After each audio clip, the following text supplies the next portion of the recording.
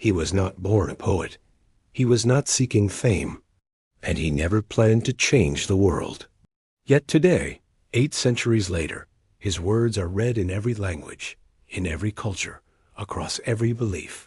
He taught that love is not weakness, that pain can be a doorway, and that the soul grows only when the heart breaks open. This is the true story of Mevlana Celaleddin Rumi, the scholar who became a guide for humanity. Welcome to Noble Footsteps, where we tell real stories of wisdom, courage, and moral greatness, without fiction and without exaggeration.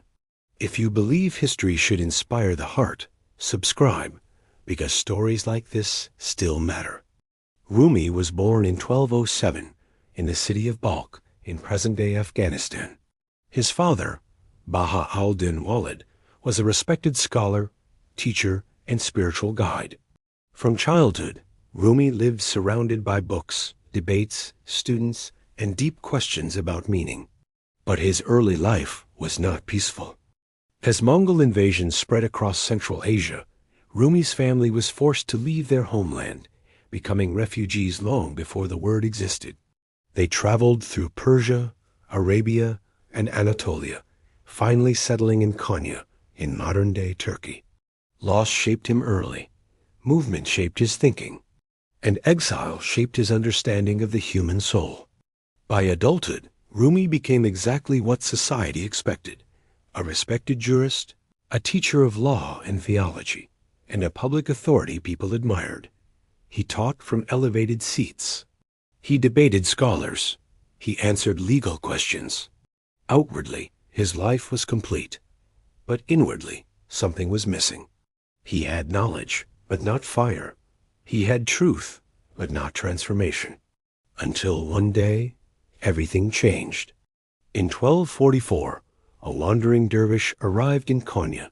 His name was Shams of Tabriz. Shams was not polite. He was not careful with words. He challenged scholars without fear. When Shams met Rumi, he asked him questions that shook him deeply.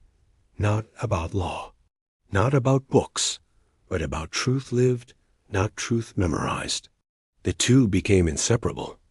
Rumi stopped teaching publicly. He listened instead. He questioned everything he thought he knew. To outsiders, it looked like madness. To Rumi, it was awakening. Then Shams disappeared. Some say he was murdered. Others say he vanished by choice. What matters is what happened next. Rumi was devastated. But instead of collapsing, he transformed pain into creation. He wrote poetry, not to be admired, but to survive. He wrote of longing, separation, and divine love. From grief came the Masnavi, one of the greatest spiritual works in human history. Rumi learned something rare. Pain does not destroy the soul, it opens it. Rumi never asked who you were before speaking to your heart.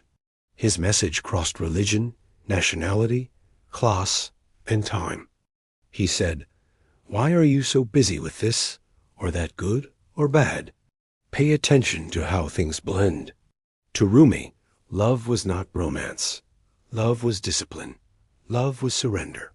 Love was responsibility for the soul. He taught that the ego is the greatest enemy, and humility is the doorway to peace. After Rumi's death in 1273, his students formed what became known as the Mevlevi order. After Rumi's death in 1273, his students formed what became known as the Mevlevi order. One hand raised to receive, one hand lowered to give. A reminder, you do not keep wisdom. You pass it through. Rumi died in Konya, but his funeral brought together Muslims, Christians, Jews, and people of every background. Because he never belonged to one group. He belonged to humanity. Today, Rumi is among the most read poets in the world, not because he promised easy answers, but because he told the truth gently, that the journey inward is the hardest one. Rumi once said, "Yesterday I was clever, so I wanted to change the world.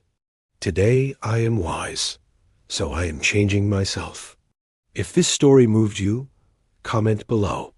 Let the heart lead. And follow Noble Footsteps for more true stories that shape character, wisdom, and the soul.